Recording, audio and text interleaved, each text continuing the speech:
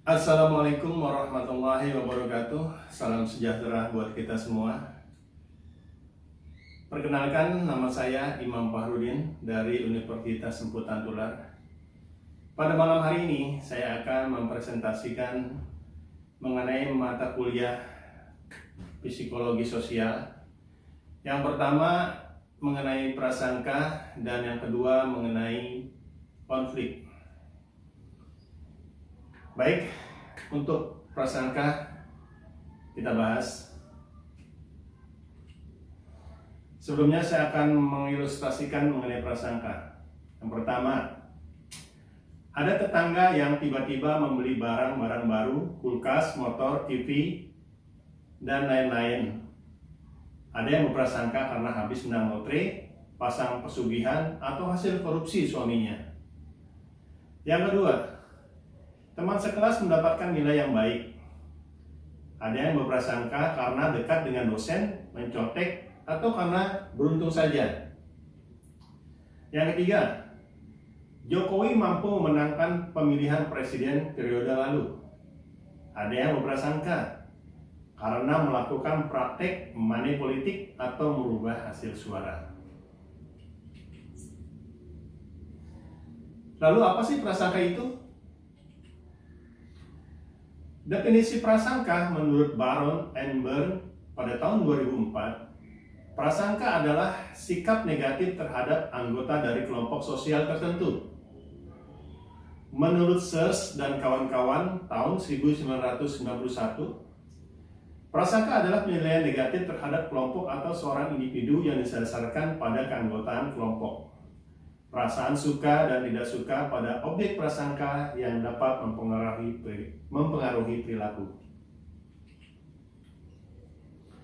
Prasangka adalah anggapan dan pendapat yang kurang menyenangkan atau penilaian negatif yang tidak rasional yang ditunjukkan pada individu atau suatu kelompok tertentu sebelum mereka mengetahui atau menyaksikan ataupun menyelidiki objek prasangka tersebut. Prasangka mulanya hanya merupakan sikap-sikap atau rasa atau penilaian negatif. Lama-kelamaan memunculkan tindakan yang menghambat, merugikan, bahkan mengancam kehidupan pribadi atau golongan. Mengapa prasangka ada? Yang pertama, untuk meningkatkan citra diri dengan memandang rendah kelompok lain. Misalnya, pada saat ujian teman mendapatkan nilai A, kita berprasangka kalau teman melakukan kecurangan atau mencontek atau dekat dengan dosen. Dan untuk menaikkan citra diri, mereka mengatakan lebih baik saya mendapatkan nilai B, tapi karena usaha sendiri. Itu untuk menaikkan citra diri. Yang kedua, mengapa prasangka ada? Untuk menghemat usaha kognitif, melakukan proses berpikir lebih cepat melalui proses heuristik dan keyakinan sebelum yang stereotip. Misalnya, meyakini bahwa orang Makassar kasar dan keras.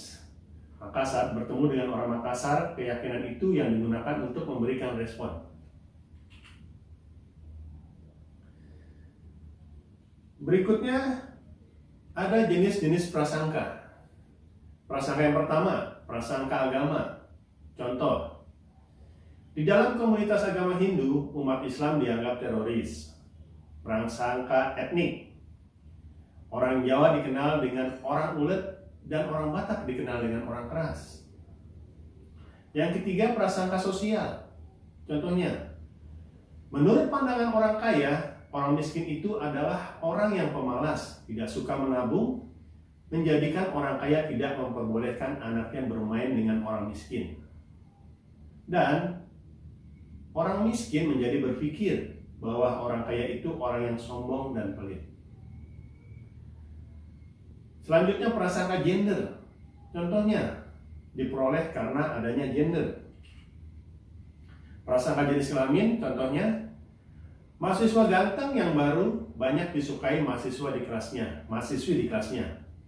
Lalu mahasiswi yang punya pacar dijauhkan oleh pacarnya agar mahasiswi tersebut tidak pindah hati pada mahasiswa baru di kelas tersebut. Prasangka politis. Contohnya, keturunan PKI dilarang masuk PNS dan didiskriminasi terhadap anggota-anggota atau keluarga PKI-nya. Prasangka terhadap orang yang memiliki keterbatasan fisik atau disabilitas, contohnya, orang cacat tidak mampu masuk dalam jurusan olahraga dan mendapat diskriminasi sehingga tidak bisa masuk jurusan olahraga. Itu adalah jenis-jenis prasangka. Berikutnya adalah pembentukan prasangka. Faktor utama pembentukan prasangka adalah ketimpangan dalam kondisi sosial, ekonomi, dan budaya kehidupan masyarakat etnis yang berbeda. Faktor lainnya, misalkan suatu kejadian atau peristiwa historis yang benar-benar membekas. Untuk mengatasi prasangka, menurut Baron, yang pertama adalah memutus siklus prasangka. Yang kedua, berinteraksi langsung dengan kelompok yang berbeda. Yang keempat, intervensi kolektif. Yang kelima adalah mempengaruhi sosial sebagai cara untuk mengurangi prasangka.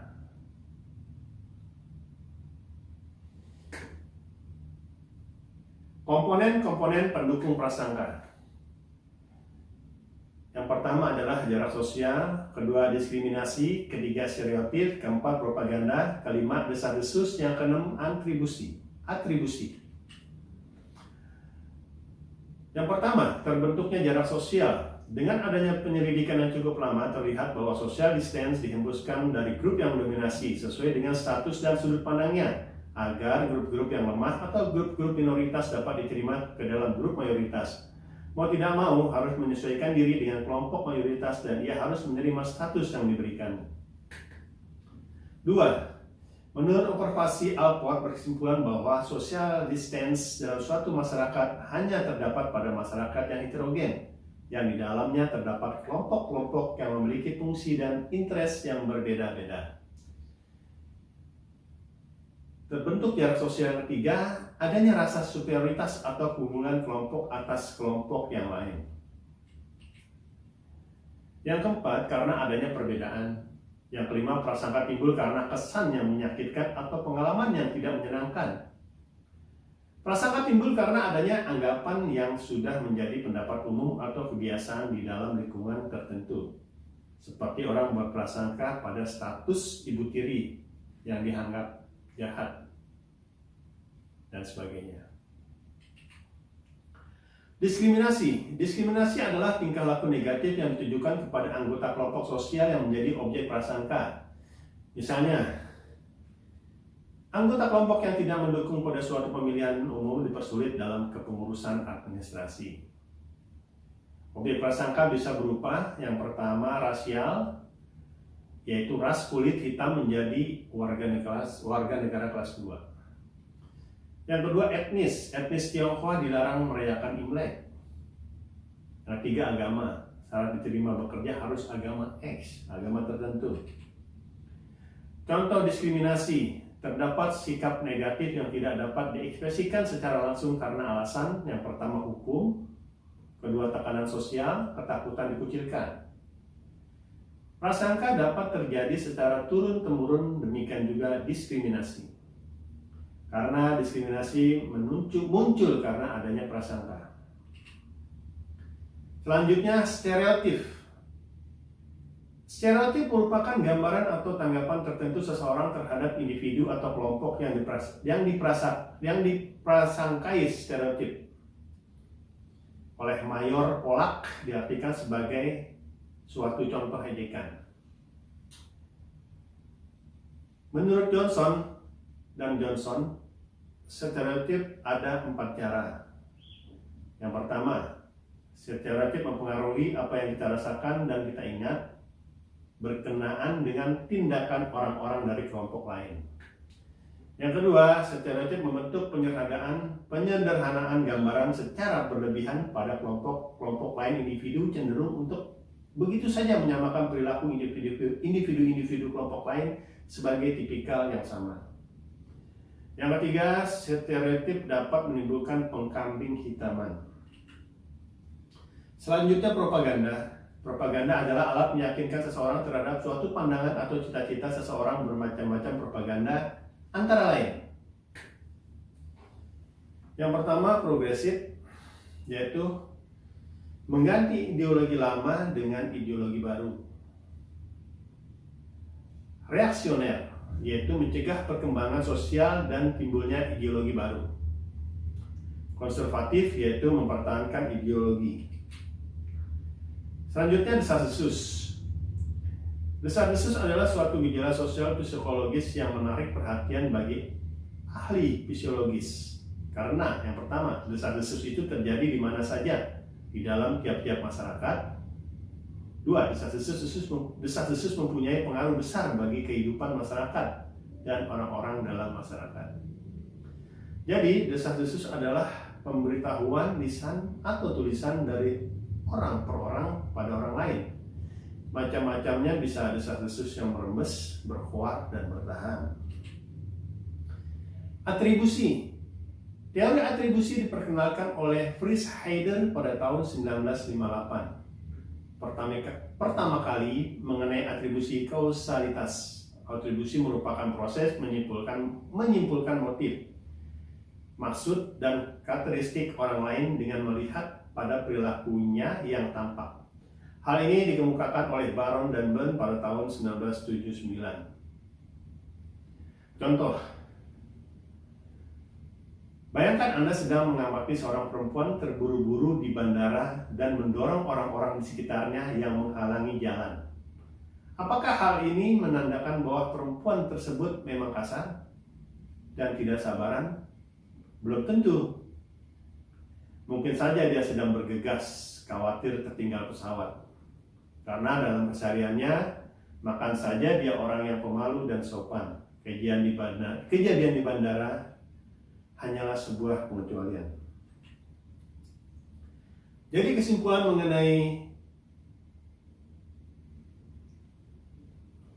kesimpulan K adalah di dalam kehidupan sehari-hari, istilah prasangka atau prejudice adalah sikap perasaan orang-orang terhadap golongan manusia tertentu, golongan ras atau kebudayaan yang berbeda dengan golongan orang yang berprasangka itu. Prasangka sosial terdiri atas attitude sosial yang negatif terhadap golongan orang lain dan tidak mempengaruhi tingkah lakunya terhadap golongan manusia lain. Usaha untuk mengurangi prasangka ini dibedakan atas dua usaha. Yang pertama, usaha preventif pencegahan. Ini berupa usaha jangan sampai orang atau kelompok terkena prasangka. Usaha kuratif. Usaha ini menyembuhkan orang yang sudah terkena prasangka. Usaha di sini berupa usaha menyadarkannya. Oke, sekian dulu teman-teman sekalian. Sampai berjumpa lagi pada pembahasan konflik. Salam OMT.